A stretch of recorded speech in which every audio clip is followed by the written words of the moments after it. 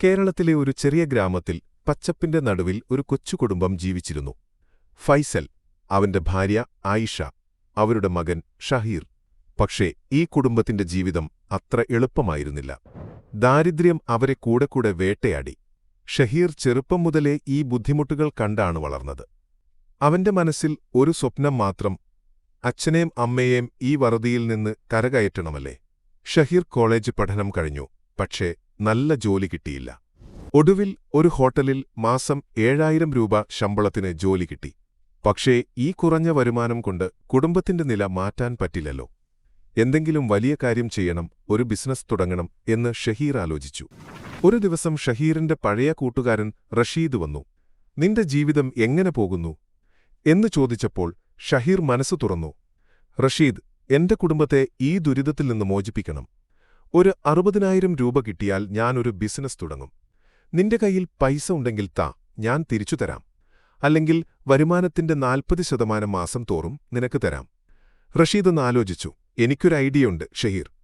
എന്റെ മാമൻ സൗദി അറേബ്യയിൽ ഒരു വലിയ ബിസിനസ്സുകാരന്റെ കൂടെയാണ്. അവിടെ പോയാൽ മാസം 50,000, 60,000 രൂപ വരെ കിട്ടും. നിനക്ക് താൽപ്പര്യമുണ്ടോ?" ഷഹീറിന്റെ കണ്ണുകൾ തിളങ്ങി. "അതിനെന്താ റഷീദ്, ഇവിടെ ചെറിയ ജോലി ചെയ്ത് സമയം കളയുന്നതിനേക്കാൾ നല്ലത് സൗദിയിൽ പോയി പൈസയുണ്ടാക്കി പിന്നെ ഇവിടെ ബിസിനസ് തുടങ്ങുന്നതല്ലേ?" അവൻ ആവേശത്തോടെ പറഞ്ഞു. നാളുകൾ കടന്നുപോയി. റഷീദ് മാമനോട് സംസാരിച്ച് ഒരു ജോലി ഏർപ്പാടാക്കി. പക്ഷേ ഒരു പ്രശ്നം: സൗദിയിലേക്ക് പോകാൻ 2 ലക്ഷം രൂപ വേണം. ഷഹീറിന്റെ കയ്യിൽ 6000 രൂപ മാത്രമേ ഉണ്ടായിരുന്നുള്ളൂ. "ഇനി ഞാൻ എന്തു ചെയ്യും?" അവൻ ആലോചിച്ചു. റഷീദ് പറഞ്ഞു, "നീ ടെൻഷൻ അടിക്കേണ്ട, ഞാൻ ബാക്കി പൈസ ഏർപ്പാടാക്കാം.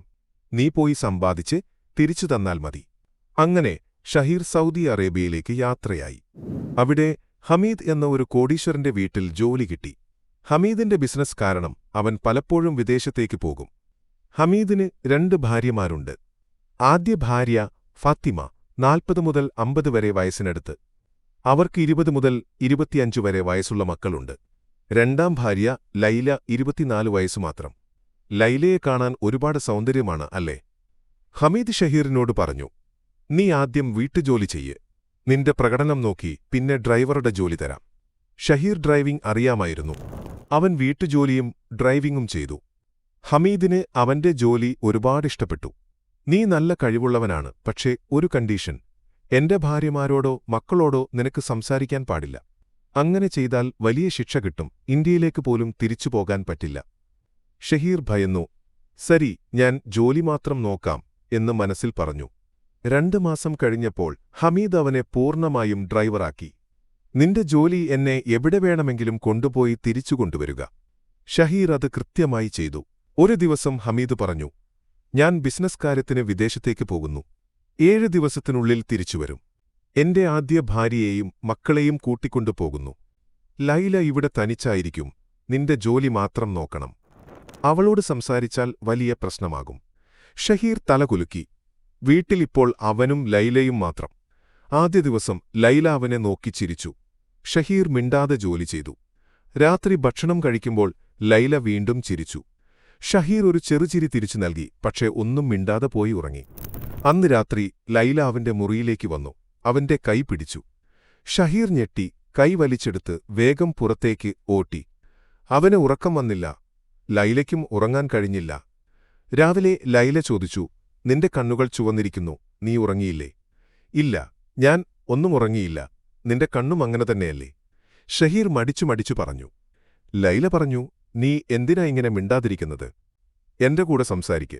എനിക്കിവിടെ ആരും തുണയില്ല. എന്റെ മുതലാളി കർശനമായി പറഞ്ഞിട്ടുണ്ട്, ആരോടും സംസാരിക്കരുതെന്ന്." ഷഹീർ പറഞ്ഞു. പക്ഷേ അവന്റെ മനസ്സിൽ ഒരു ചോദ്യം ഉടലെടുത്തു.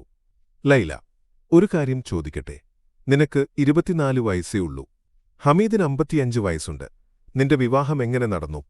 ലൈലയുടെ മുഖം വാടി. അവൾ ഒരു നിമിഷം മൗനമായി. പിന്നെ മെല്ലെ തുറന്നു പറഞ്ഞു, "ഞാനൊരു ദരിദ്ര കുടുംബത്തിൽ ജനിച്ചതാണ്. എന്റെ അച്ഛൻ ഹമീദിന്റെ കയ്യിൽ നിന്ന് ഒരുപാട് കടം വാങ്ങിയിരുന്നു.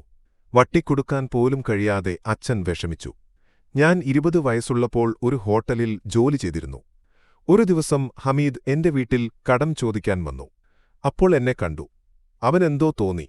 എന്റെ അച്ഛനോട് പറഞ്ഞു, 'കടം തിരിച്ചു തരൂ, അല്ലെങ്കിൽ നിന്റെ മകളെ എനിക്ക് വിവാഹം ചെയ്തു തരൂ.' അങ്ങനെ ചെയ്താൽ കടം മുഴുവൻ ക്ലിയറാക്കാം. ലൈല തുടർന്നു. എന്റെ അച്ഛൻ 2 ദിവസം ആലോചിച്ചു. 3-ാം ദിവസം ഹമീദിനെ വിളിച്ച് വിവാഹത്തിന് സമ്മതിച്ചു. അങ്ങനെ ഞങ്ങൾ വിവാഹിതരായി.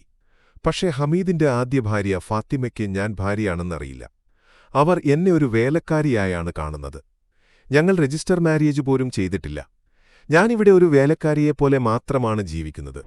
ഷഹീർ ഞെട്ടിപ്പോയി. അപ്പോൾ നിന്നെ ഹമീദ് ഒരു വേലക്കാരിയെപ്പോലെ വീട്ടിൽ വച്ചിരിക്കുകയാണോ?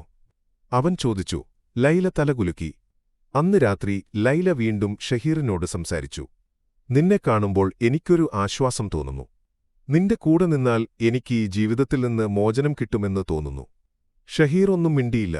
അവന്റെ മനസ്സിൽ ലൈലയോട് സഹതാപം തോന്നി. അന്ന് രാത്രി അവർ തമ്മിൽ ശാരീരികമായ അടുപ്പമുണ്ടായി. പിറ്റേ ദിവസം രണ്ടുപേർക്കും ഒരു അകൽച്ച തോന്നിയെങ്കിലും പതിയെ സാധാരണ പോലെ പെരുമാറാൻ തുടങ്ങി.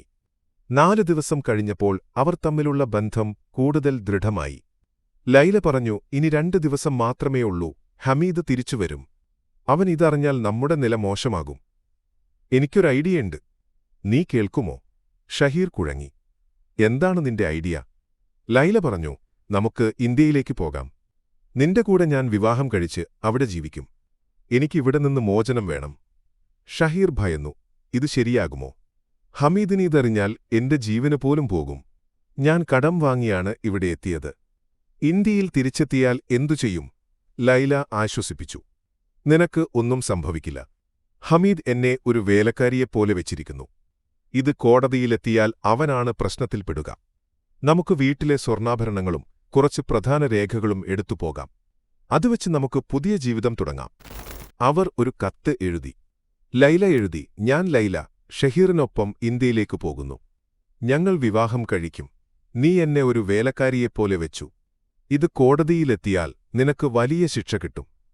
അവർ വീട്ടിലെ സ്വർണ്ണാഭരണങ്ങളും ഹമീദിന്റെ ബിസിനസ്സുമായി ബന്ധപ്പെട്ട കുറച്ച് പ്രധാന രേഖകളുമെടുത്ത് ഇന്ത്യയിലേക്ക് മുങ്ങി. ഹമീദ് തിരിച്ചെത്തിയപ്പോൾ വീട് പൂട്ടിയ നിലയിൽ കണ്ടു. ആദ്യം അവൻ കരുതി ലൈല ഷോപ്പിങ്ങിന് പോയതാകും. പക്ഷേ ഫോൺ സ്വിച്ച് ഓഫ് ആയിരുന്നു. 3 മണിക്കൂർ കഴിഞ്ഞപ്പോൾ അവൻ വീടിന്റെ പൂട്ട് തകർത്ത് അകത്ത് കയറി. അവിടെ കത്ത് കണ്ടു. അത് വായിച്ചപ്പോൾ ഹമീദിന്റെ കൈകൾ വിറച്ചു.